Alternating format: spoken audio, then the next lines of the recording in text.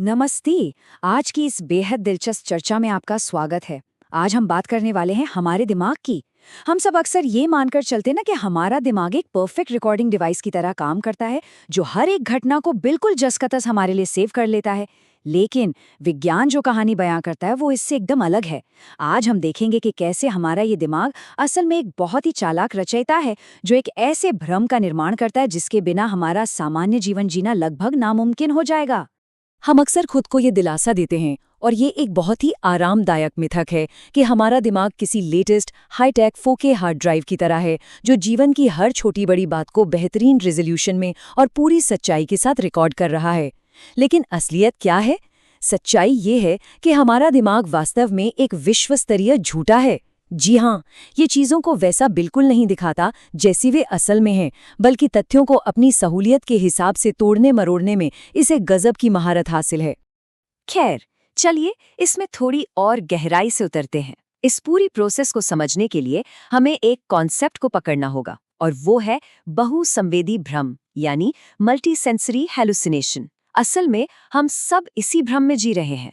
हमारी वास्तविकता इतनी जटिल है और चारों तरफ इतनी सारी जानकारी है कि अगर दिमाग सब कुछ एक साथ प्रोसेस करने लगे तो कोई भी व्यक्ति डेटा ओवरलोड से सच में पागल हो सकता है। इसीलिए हमारा संतुलन बनाए रखने के लिए दिमाग वास्तविकता को म्यूट कर देता है, उसे कड़ाई से फिल्टर करता है और हमारे लिए एक बहुत ही शांत, सरल अनुभव तैयार करता है।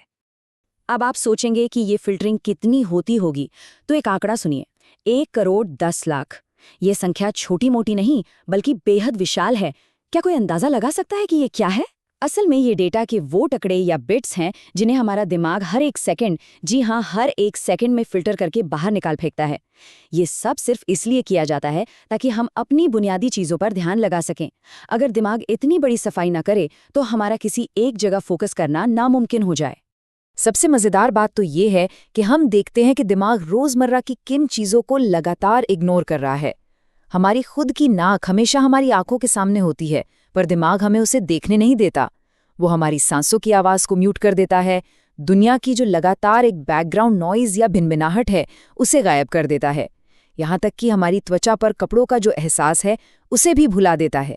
ये सारी बातें दिमाग रियल टाइम में बड़ी आक्रामकता से मिटा देता है ताकि हमारे ऊपर कोई कॉग्निटिव ओवरलोड ना पड़े। वर्तमान को फिल्टर करने के अलावा अतीत के साथ तो दिमाग का बर्ताव और भी अजीब है। ये हमारे पास्ट को किसी पुरानी सस्ती फिल्म रील की तरह मानता है। जब भी मन किया, दिमाग इस रील को काटता है और कुछ नया जोड़ देता है।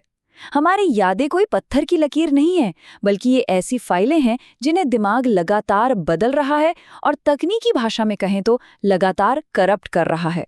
तो इसमें सबसे अहम बात यह है कि यादों को सेव करते वक्त दिमाग कभी ये नहीं पूछता कि क्या ये याद 100% सच है या नहीं।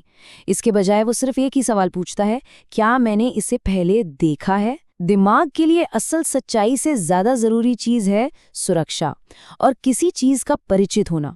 अगर कोई चीज़ जानी पहचानी लगती है तो दिमाग उसे खुशी खुशी सच मान लेता है, चाहे वो बात असल में पूरी तरह झूठी क्यों ना हो। आइए इस गलत सूचना के लूप को समझते हैं।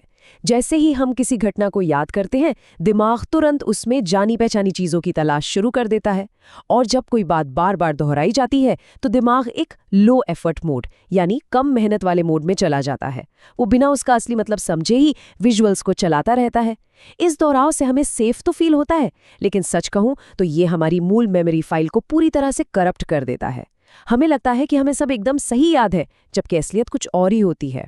दिमाग के इस अजीबोगरीब तरीके से काम करने पर एक ऐसा सवाल खड़ा होता है जो हम सबकी जिंदगी से जुड़ा है। हम अक्सर एक कमरे में जाते हैं और अचानक एकदम ब्लैंक हो जाते हैं कि हम वहां गए क्यों थे। ये बहुत ही फ्रस्ट्रेटिंग अनुभव होता है ना। ऐसा लगता है जैसे दिमाग ने अचानक काम करना बंद कर दिया हो या अंदर कोई शॉर्ट सर्किट हो गया हो। लेकिन इसका वैज्ञानिक जवाब एक टेक मेटाफर में छुपा है। पुराना टास्क एक्सपायर हो गया। होता यह है कि हमारा दिमाग हमारे शॉर्ट टर्म गोल्स को हमारे आसपास के माहौल से जोड़ देता है। तो जैसे ही हम एक कमरे से दूसरे कमरे में कदम रखते हैं, हमारा भौतिक वातावरण बदल जाता है।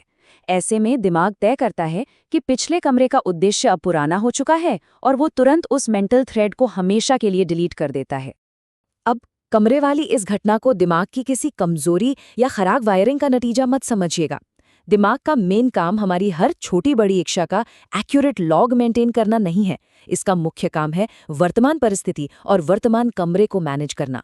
हमारी एनर्जी बचाने के लिए दिमाग याददाश्त पर इमरजेंसी ब्रेक लगा देता है। ये असल में हमारे जिंदा रहने और शारीरिक ऊर्जा बचाने का एक सर्वाइवल मैकेनिज्म है, ताकि हमारा पूरा फोकस सिर्फ उस चीज पर रहे जो ठीक हमारे सामने है।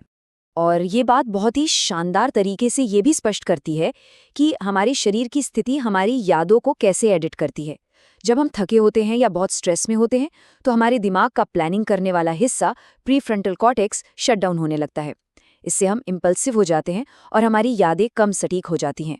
वहीं दूसरी तरफ जब हम भारी खतरे या सर्वाइवल मोड में होते हैं तो अत्यधिक तनाव के चलते हमारी वर्किंग मेमोरी पूरी तरह से हाईजैक हो जाती है। ऐसे में ज़रूरी जानकारी दिमाग में होते हुए भी हम उस तक पहुंच ही नहीं पाते। इसी बीच एक और चौंकाने वाला फैक्ट बता दूं, 50,000।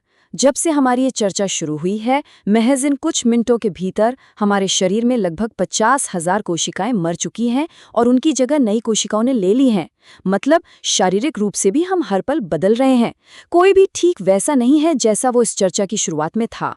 शरीर में लगातार हो रहे इस बदलाव के बावजूद हम अतीत में क्या थे, हमारी पहचान क्या थी, ये सब महज एक स्थिर कहानी है जिसे हमारे दिमाग ने बड़ी चालाकी से गढ़ा है।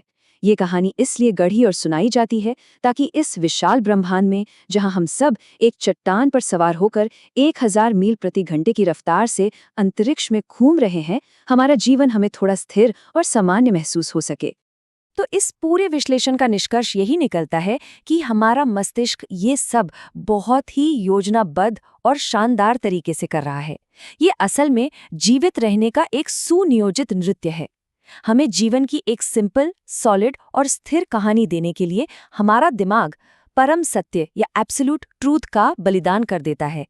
यह हमें दुनिया वैसी नहीं दिखाता जैसी वो है, बल्कि वैसी दिखाता है जैसी हमें जिंदा रहने और आगे बढ़ने के लिए जरूरी है। अब इस पूरी चर्चा के अंत में एक बहुत बड़ा और गहरा सवाल सामने आता है। अगर हमारा मन सच में सिर्फ एक हेलुसिनेटिंग मशीन है जो अपनी सहूलियत के हिसाब से लगातार चीजों को एडिट कर रहा है, तो हम जिस दुनिया को देखते और महसूस करते हैं उसमें से कितना हिस्सा वाकई में असली है? क्या हमारी यादें सच में हमारी हैं?